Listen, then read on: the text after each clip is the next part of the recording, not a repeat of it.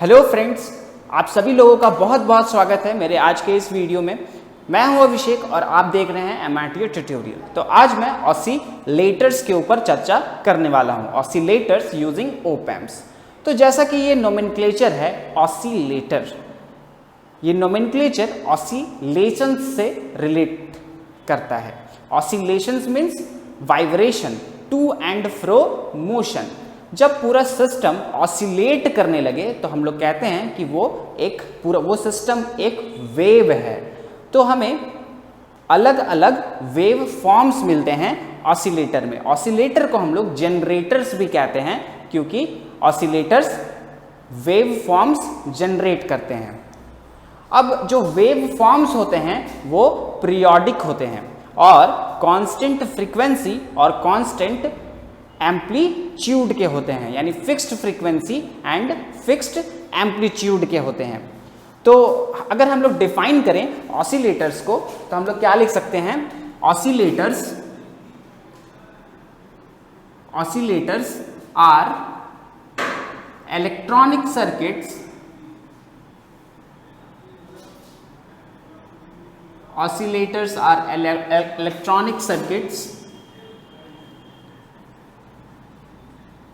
that generates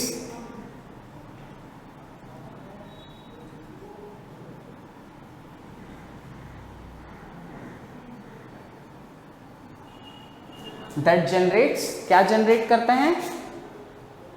signal, vibrating signal, that generates vibrating signals. अब ये vibrating signals मैंने क्या बताया कैसे होते हैं? पीरियोडिक होते हैं और fixed frequency and fixed amplitude के होते हैं। तो that generates vibrating electric signal, vibrating electric signals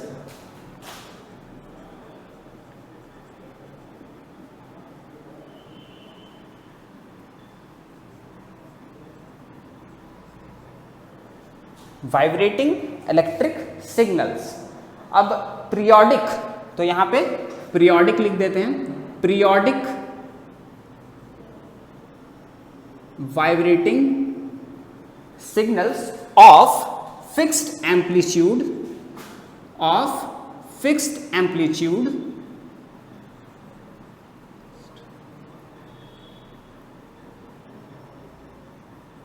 and frequency.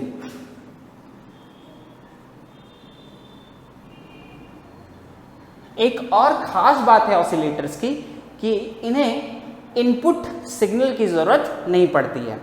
तो oscillators are electronic circuit that generates periodic vibrating electric signals of fixed amplitude and frequency without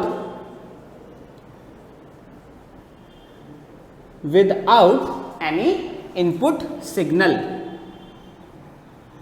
without any input signal.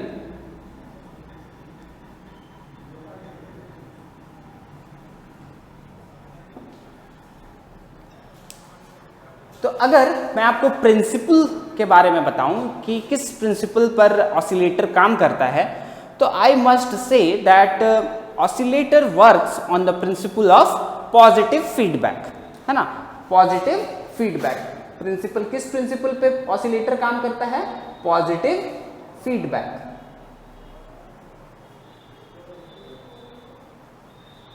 तो इस video study material को अच्छे से समझने के लिए आपको बस एक नोटबुक, एक पेन और इस वीडियो को पूरा देखने की जरूरत है। अब फीडबैक क्या है?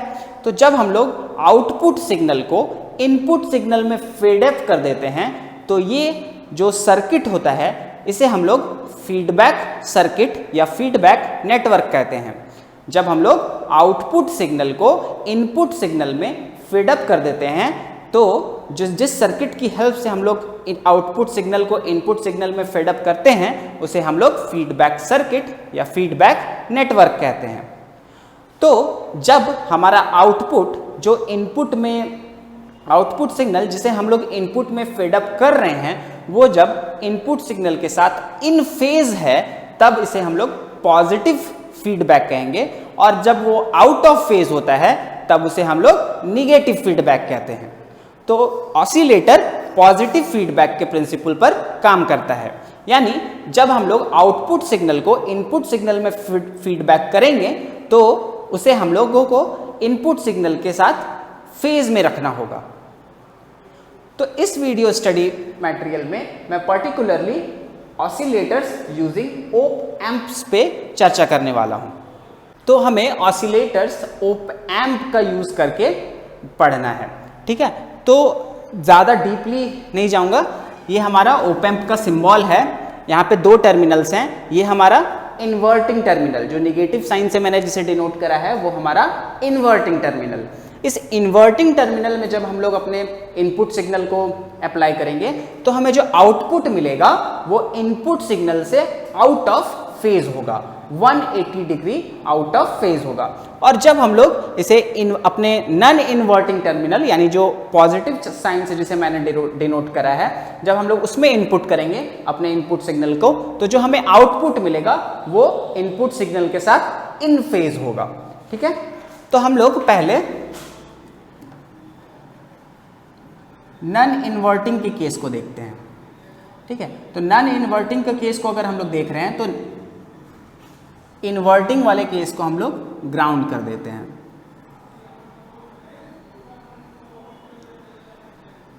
ये ग्राउंड हो गया। अब ये हमारा नॉन इन्वर्टिंग टर्मिनल है, इसमें हम लोग इनपुट डालते हैं।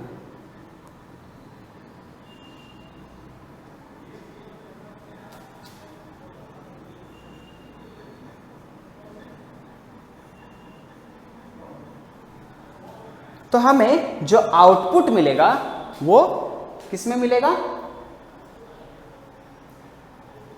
इन फेज मिलेगा। यानी जो हम लोग इनपुट सिग्नल, सपोज कि हम लोग यहां से इनपुट सिग्नल Vs, ये हमारा Ri है, हम लोग इनपुट सिग्नल Vs अगर अप्लाई कर रहे हैं तो हमें जो आउटपुट मिलेगा V0 वो इन फेज होगा। यानी कि अगर हम लोग सपोज ये पॉजिटिव निगेटिव, अगर हम लोग ऐसा एक साइनोसॉइडल इनपुट सिग्नल डाल रहे हैं तो हमें जो आउटपुट मिलेगा वो इन फेज ही होगा, क्योंकि ये कौन सा केस है? ये नॉन इन्वर्टिंग केस है। यहां पे हमने नॉन इन्वर्टिंग एम्पलीफायर यूज करा है।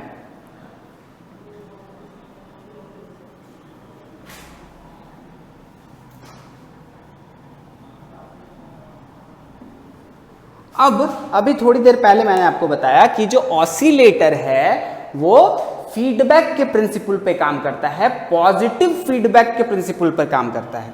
तो हम लोग यहाँ पे फीडबैक, पहले फीडबैक को समझते हैं। फीडबैक क्या है? मैंने आपको क्या बताया कि जो आउटपुट सिग्नल होता है उसका कुछ पार्ट हम लोग इनपुट में फेडअप कर देते हैं। इनपुट में हम लोग फेडअप कर देते हैं, ठीक है। तो ये हमारा फीडबैक नेटवर्क है, फीडबैक सर्किट है, ठीक है। सपोज कि यहां से ये V0 आ रहा है और यहां से हमें Vf मिलेगा। Vf क्या है? फीडबैक वोल्टेज है। अब ये जो फीडबैक वोल्टेज है Vf, ये बीटा V0 होगा, यानी आउटपुट का कुछ पार्ट हम लोग इनपुट में फेडअप कर रहे हैं, ठीक है। अब ये बीटा V0 जो है ये हमारा फीडबैक वोल्टेज हो गया। इसमें जो बीटा है ये क्या है? एटेन्युएशन फैक्टर, एटेन्युएशन फैक्टर, इसे हम लोग फीडबैक फैक्टर भी कहते हैं। और ये जो Vf है ये हमारा फीडबैक वोल्टेज और ये जो V0 है ये हमारा आउटपुट वोल्टेज। तो यहां पे जो हमें इनपुट मिलेगा अगर वो Vi है तो हमें Vi क्या मिलेगा? Vi हमें क्या मिलेगा? तो मैंने क्या बताया कि हम लोग यहाँ पे नॉन इन्वर्टिंग एम्पलीफायर यूज कर रहे हैं, यानी कि हम लोग अपने इनपुट सिग्नल को नॉन इन्वर्टिंग टर्मिनल पर डाल रहे हैं, तो जो आउटपुट मिलेगा वो हमें इन फेज मिलेगा, है ना, फेज सेम रहेगा, इन फेज मिलेगा। अब जब हमें ये इन फेज मिलेगा तो जो VI होगा वो क्या होगा, VF प्लस VS। VS क्या है, जो हम लोग इनपुट सिग्नल डाल रहे हैं, और ये VI कौन सा इनपुट सिग्नल है, जो ऑप-एम्प में, ऑप-एम्प के नॉन इन्वर्टिंग टर्मिनल में जा रहा है। तो VI हमें क्या मिलेगा, VF प्लस VS, है ना। यहां से ये VS जाएगा और यहां से ये VF, और VI हमें क्या मिलेगा, VS प्लस VF, ये हमें मिलेगा क्योंकि ये इन फेज है। तो ये हुआ पॉजिटिव फीडबैक के प्रिंसिपल पे हमारा ऑसिलेटर वर्क कर रहा है। अब अगर हम लोग यहां पर इस पार्ट को लें,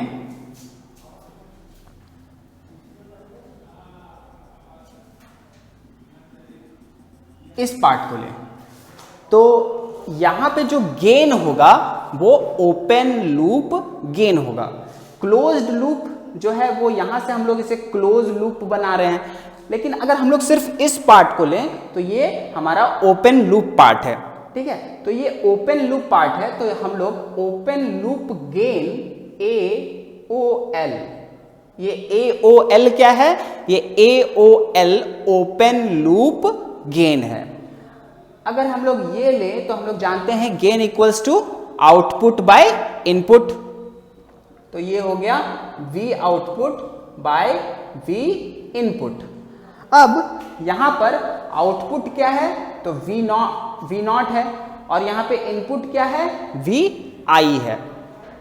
अब यहां पे ये जो VI है ये क्या है, VF प्लस VS, ठीक है। अब अगर हम लोग अपने क्लोज लूप पे ध्यान दें, यानी इसे हटाकर हम लोग अगर सिर्फ अपने क्लोज लूप पे ध्यान दें,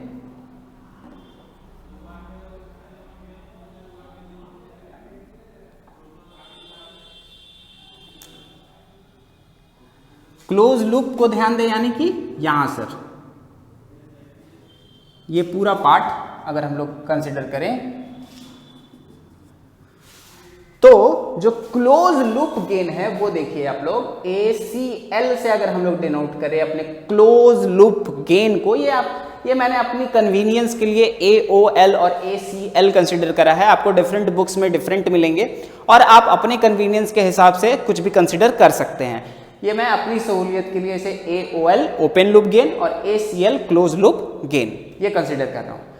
तो अब हम लोग अगर ये क्लोज्ड लूप पर ध्यान दें तो यहां पे आउटपुट हमें क्या मिल रहा है, V नॉट मिल रहा है, यानी यहां पर आउटपुट V नॉट, और यहां पे जो ये हमारा क्लोज लूप है, अब इसमें इनपुट क्या है, तो ये VS है, तो यहां पर ये VS। अब अगर इस इक्वेशन का यूज करके हम लोग VS को VI माइनस VF लिख सकते हैं, और इस वैल्यू को VS equals to VI minus VF को अगर हम लोग यहां पे पुट कर दें तो ये क्या मिलेगा, V nought by VI minus VF। अब ये VF यहां पर अगर हम लोग ये वाली वैल्यू पुट कर दें तो हमें क्या मिलेगा, V nought by VI minus beta V nought. अब अगर हम लोग न्यूमरेटर में और डिनोमिनेटर में VI से डिवाइड कर दें तो हमें क्या मिल जाएगा, V nought by VI upon 1 minus beta V nought by VI। अब अगर इस इक्वेशन को यूज करें तो हम लोग V नॉट बाय VI को AOL लिख सकते हैं, यानी ये क्या मिल गया, AOL equals to AOL upon 1 minus beta AOL। ये हमारा क्या था, ACL। यानी कि जो हमारा क्लोज्ड लूप गेन है वो A open loop gain upon 1 minus attenuation factor open loop gain. ठीक है। अब अगर हम लोग यहाँ पे बीटा V नॉट जो है VF equals to beta V nought जो है, इसमें अगर हम लोग V नॉट पे ये वाला इक्वेशन पुट कर दें, यानी V नॉट की वैल्यू यहाँ से क्या आ जाएगा, AOL यानी open loop gain into VI यानी जो इनपुट सिग्नल है ओपैम्प में जो इनपुट सिग्नल है, और ये VS जो हम लोग इनपुट सिग्नल अप्लाई कर रहे हैं, और ये VI हमारे फीडबैक नेटवर्क से, और ये जो हम लोग इनपुट सिग्नल अप्लाई कर रहे हैं उन दोनों से जो हमें VI मिल रहा है वो है, दोनों इनपुट सिग्नल ही है, बस VS हम लोग अप्लाई कर रहे हैं और VI हमें जो अप्लाइड हो रहा है इनपुट वोल्टेज, और जो फीडबैक की वजह से दोनों में पॉजिटिव फीडबैक की वजह से जो हमें कंबाइंड इनपुट सिग्नल मिल रहा है ओपैम्प में वो VI है। ठीक है। तो यहां पे अगर हम लोग उसे पुट कर दें तो हमें VF equals to beta into AOL into VI। अब इस इक्वेशन को और ये ACL वाले इक्वेशन को आप नोट कर लीजिए। ठीक है, इसे नोट करके रखिए। अभी मैं इन्वर्टिंग एम्पलीफायर के केस में आता हूं। तो ये हमारा ओप एम्प, अब इसे इन्वर्टिंग बनाना है। तो इन्वर्टिंग बनाना है तो नॉन इन्वर्टिंग जिससे फेज में चेंज नहीं आता उसे हम लोग ग्राउंड में कर देंगे।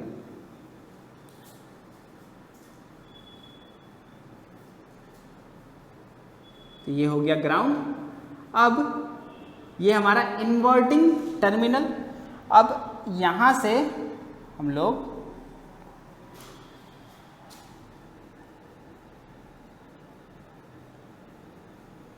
अपना इनपुट सिग्नल डालेंगे।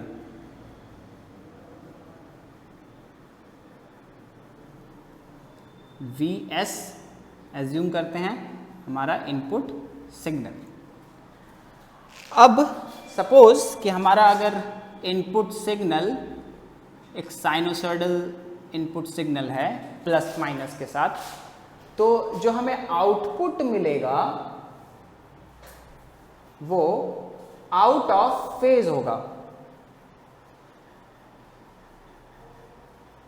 ठीक है, जो हमें आउटपुट मिलेगा वो 180 डिग्री आउट ऑफ फेज होगा। तो अब हम लोग इसमें फीडबैक करते हैं। तो फीडबैक सर्किट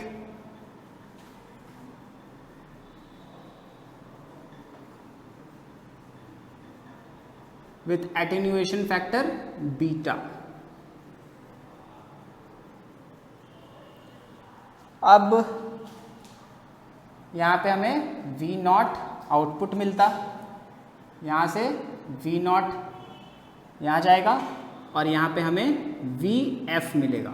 यहां पे जो VF होगा वो बीटा टाइम्स V नॉट होगा, यानी आउटपुट का कुछ पार्ट हम लोग इनपुट में फेड अप करेंगे।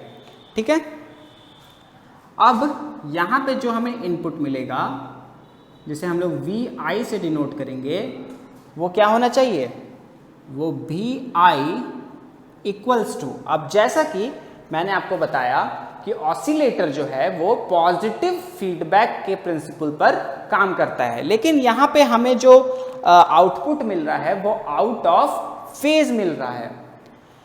तो आउट ऑफ फेज मिल रहा है, अगर इसी आउटपुट सिग्नल को हम लोग फेड अप कर दें तो ये पॉजिटिव फीडबैक नहीं निगेटिव फीडबैक हो जाएगा, क्योंकि जो हमारा आउटपुट है वो इनपुट के साथ आउट ऑफ फेज है। तो ये जो फीडबैक सर्किट है ये ऐसा होना चाहिए कि ये फेज शिफ्ट करे। ठीक है, हम लोग अपना इनपुट सिग्नल जो डालें और जो हमें आउटपुट सिग्नल मिला, जो हम लोग अपना इनपुट सिग्नल डालें, जो हमें आउटपुट सिग्नल मिला वो 180 डिग्री आउट ऑफ फेज है। कौन? आउटपुट सिग्नल, किससे? इनपुट सिग्नल से। तो द फीडबैक सर्किट, ये जो हमारा फीडबैक सर्किट है, द फीडबैक सर्किट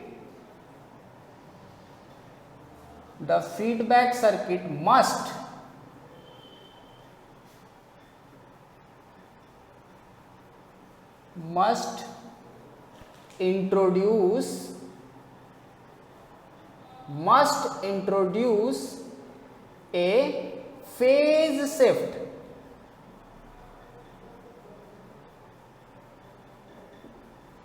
क्योंकि अगर ये V आउट जो है वो आउट ऑफ फेज है, अगर इसी को हम लोग इनपुट में फेड अप कर देंगे तो ये निगेटिव फीडबैक हो जाएगा। पॉजिटिव फीडबैक के लिए क्या चाहिए कि जो हमारा इनपुट हो और जो हम लोग फेड अप कर रहे हैं वो दोनों सेम फेज में होने चाहिए। तो इसके लिए ये जो फीडबैक सर्किट है इसे कैसा होना चाहिए? ये फेज शिफ्ट इंट्रोड्यूस करे, फेज शिफ्ट प्रोड्यूस करे। कितना का फेज शिफ्ट प्रोड्यूस करे? Phase shift of 180 degree. हम लोग इनपुट सिग्नल डाले, output signal 180 degree out of phase था, तो फीडबैक सर्किट जो है, ये हमारा जो फीडबैक सर्किट है ये कैसा होना चाहिए? जो फेज शिफ्ट करे 180 डिग्री का। जब इसका 180 डिग्री का फेज शिफ्ट हो जाएगा तो ये इनपुट सिग्नल के साथ इन फेज हो जाएगा और तब हम लोग उसे पॉजिटिव फीडबैक कहेंगे। So the feedback circuit must introduce a phase shift of 180 degree. तो जब ऐसा फीडबैक सर्किट हम लोग यूज करेंगे और पॉजिटिव फीडबैक का यूज करेंगे तो ये जो VI जो यहाँ पे इनपुट वोल्टेज होगा वो क्या होगा? VS, यानी ये जो हमारा इनपुट वोल्टेज है, प्लस VF, यानी ये फीडबैक वोल्टेज है। ठीक है, VI equals to VS plus VF।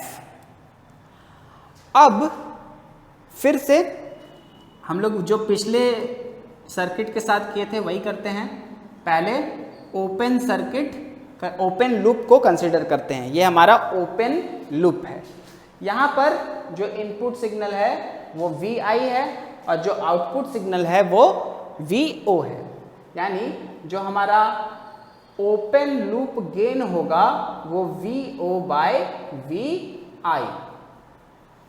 ठीक है, अब अगर हम लोग अपने क्लोज्ड लूप गेन को कंसीडर करें,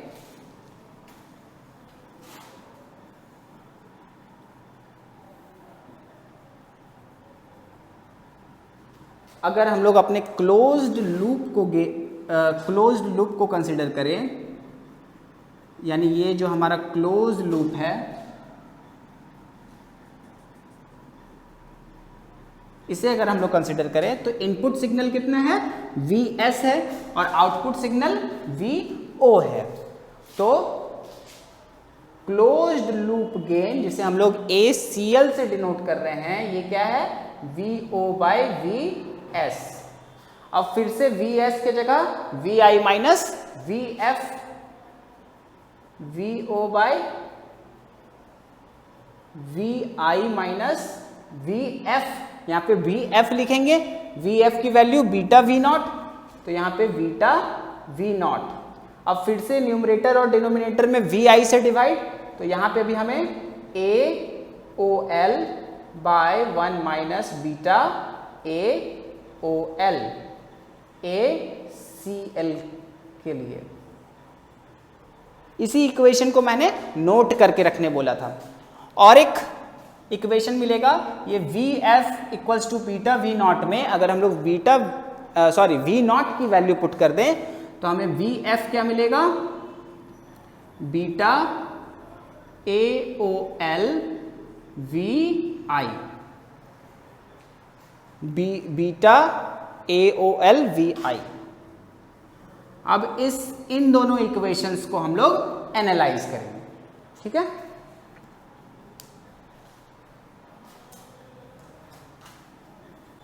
तो अब हम लोग इन दोनों इक्वेशन के साथ खेलेंगे। तो यहाँ पे ACL यानी closed loop gain equals to AOL यानी कि open loop gain upon 1 minus beta AOL। अब अगर हम लोग यहाँ पर AOL को कांस्टेंट कर दें तो हम लोग ये ऑब्जर्व करेंगे एक्सपेरिमेंटली कि बीटा की वैल्यू जैसे जैसे इंक्रीज करेगी वैसे ही ACL की भी वैल्यू इंक्रीज करेगी। बीटा को अगर हम लोग इंक्रीज करेंगे तो ACL की वैल्यू भी इंक्रीज करेगी और एक लिमिटिंग पॉइंट पर आकर जब बीटा की वैल्यू एक लिमिटिंग पॉइंट पे पहुंच जाएगी तो ACL जो है वो इनफाइनाइट हो जाएगा। ACL जो है वो इनफाइनाइट हो जाएगा। जब ACL इनफाइनाइट हो जाएगा तो जो हमारा ओप एम्प है वो एम्प्लीफिकेशन करना छोड़कर ऑसिलेशन करने लग जाएगा। अब हम लोगों के लिए एक इक्वेशन था ACL से related, ACL equals to V nought by Vs। तो ACL अगर इंफिनिटी तो Vs टेंड्स टू 0। तो इसीलिए जो हमारा ऑसिलेटर होता है वो इनपुट सिग्नल के बिना भी आउटपुट सिग्नल देता है ना। When ACL tends to infinity, इस पॉइंट पे आने के बाद वो उस ऑसिलेटर को किसी भी इनपुट सिग्नल की जरूरत नहीं पड़ेगी। अब यही एनालिसिस हम लोग यहां से करते हैं। अभी मैंने बताया कि हमें इनपुट सिग्नल की जरूरत नहीं पड़ेगी, यानी जो इनपुट होगा वो हमें आउटपुट से ही मिलेगा। आउटपुट का जो हम लोग एक पार्ट लाएंगे फीडबैक सर्किट या फीडबैक नेटवर्क के जरिए, वही इनपुट सिग्नल का काम करेगा उस ओप एम्प में। यानी कि Vf को हम लोग Vi के इक्वल रखना चाहते हैं। तो अब अगर हम लोग Vf को Vi के इक्वल रख दें इस इक्वेशन में तो हमें beta into open loop gain is equals to 1 मिलेगा। और ये Vf और ये Vi जो होना चाहिए वो सेम फेज में होना चाहिए, तभी पॉजिटिव फीडबैक का प्रिंसिपल काम करेगा। तो Vf और Vi अगर सेम फेज में हैं और बीटा AOL इक्वल्स टू 1 है, ये दोनों क्राइटेरिया अगर फुल है तो हमारा जो सर्किट है वो ऑसिलेटर की तरह काम करेगा। And that's how we design an oscillator. इन दोनों कंडीशंस को हम लोग बार्कहाउज़न क्राइटेरिया भी कहते हैं।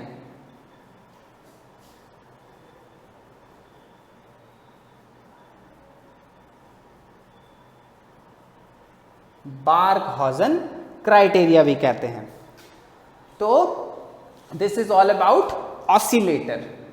अब ऑसिलेटर को जैसे मैंने बताया कि इनपुट सिग्नल की जरूरत नहीं पड़ेगी, तो वो इनपुट सिग्नल कहां से लेगा? जो मतलब एक इनिशिएटिव इनपुट सिग्नल चाहिए उस सर्किट को वर्क करने के लिए, तभी हमें इनिशियल आउटपुट मिलेगा, तभी उसी से हम लोग फेडअप करेंगे और अपने ऑसिलेटर को चला सकते हैं।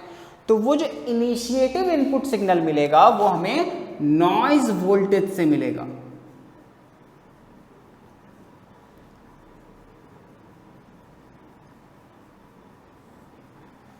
वो हमें नॉइज वोल्टेज से मिलेगा।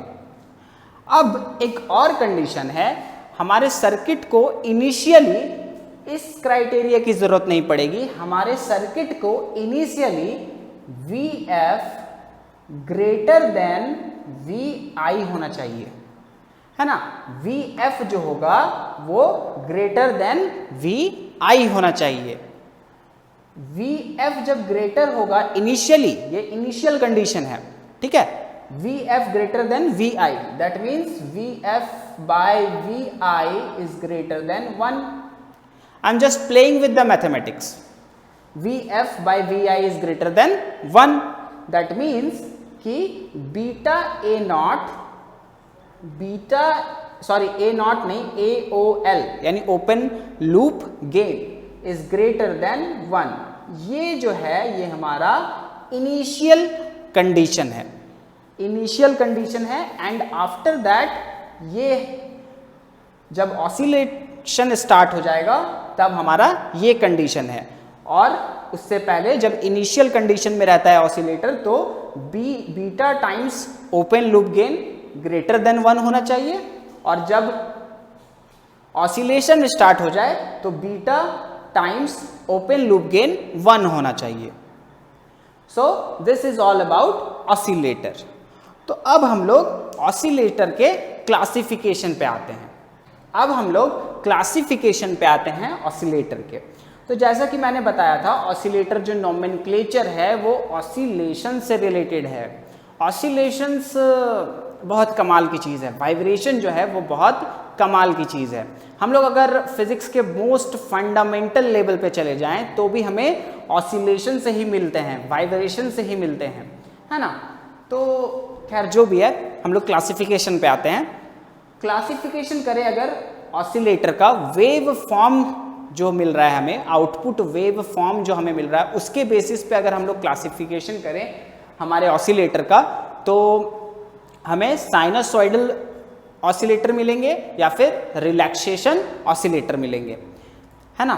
साइनसॉइडल जो ऑसिलेटर होंगे वो wave form, output wave form जो प्रोड्यूस करेंगे वो साइनसॉइडल करेंगे, और जो रिलैक्सेशन टाइप है वो non sinusoidal wave form, output wave form produce करेंगे, जैसे कि स्क्वायर वेव जनरेट करेंगे या फिर ट्रायंगुलर वेव जनरेट करेंगे, है ना। तो अगर हम लोग आउटपुट वेव फॉर्म के बेसिस पे क्लासिफाई करें, आउटपुट वेव फॉर्म के बेसिस पे क्लासिफाई करें तो पहला साइनसॉइडल,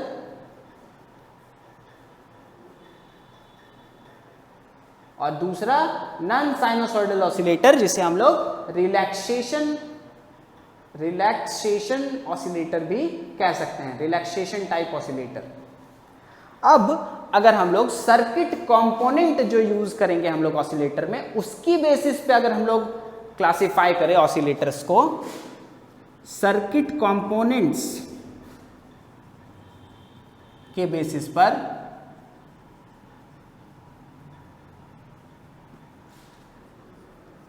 तो सबसे पहले आरसी ऑसिलेटर, जिसमें हम लोग सिर्फ resistor, R for resistor and C for capacitors, यानी जिसमें हम लोग रेसिस्टर्स और कैपेसिटर्स यूज करते हैं, जिस ऑसिलेटर्स में कंपोनेंट्स के तौर पर, उसे हम लोग आरसी ऑसिलेटर कहते हैं।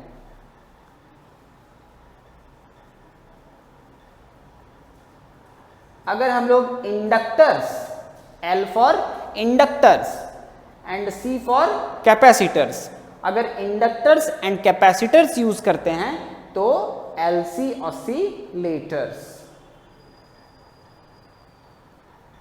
अगर हम लोग क्रिस्टल्स का यूज करते हैं सर्किट कंपोनेंट में तो हमारा जो ऑसिलेटर होगा वो क्रिस्टल ऑसिलेटर हो जाएगा।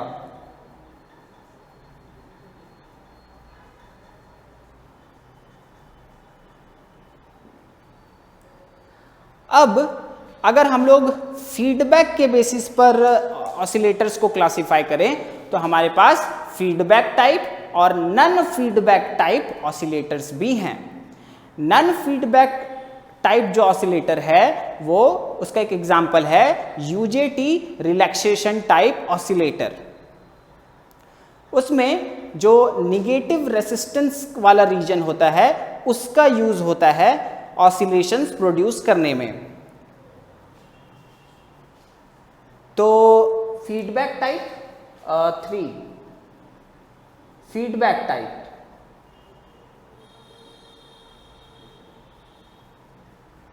थ्री का 1 और ये 3 का 2, नॉन फीडबैक टाइप।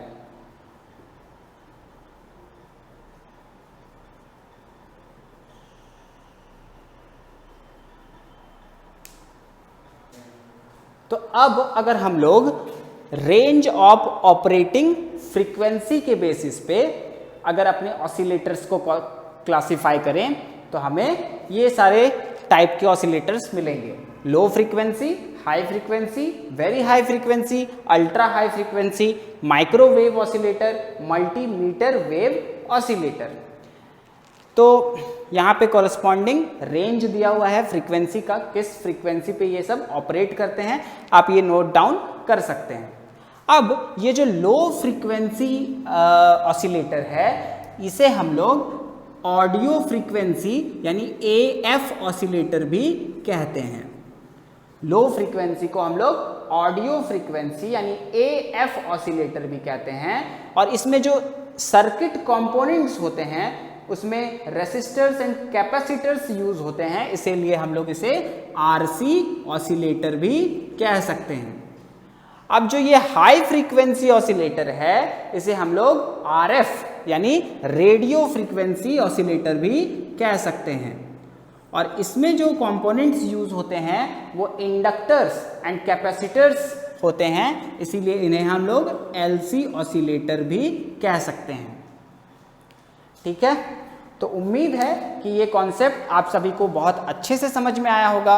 अगर आपकी कोई भी क्वेरीज हैं तो आप मुझे कमेंट कर पूछ सकते हैं, मुझे मेल कर सकते हैं, मेरे टेलीग्राम चैनल को ज्वाइन कर सकते हैं, सबके लिंक्स डिस्क्रिप्शंस में है। At last with the message of universal brotherhood, love and peace, stay at home, stay alive. Thanks for watching this video.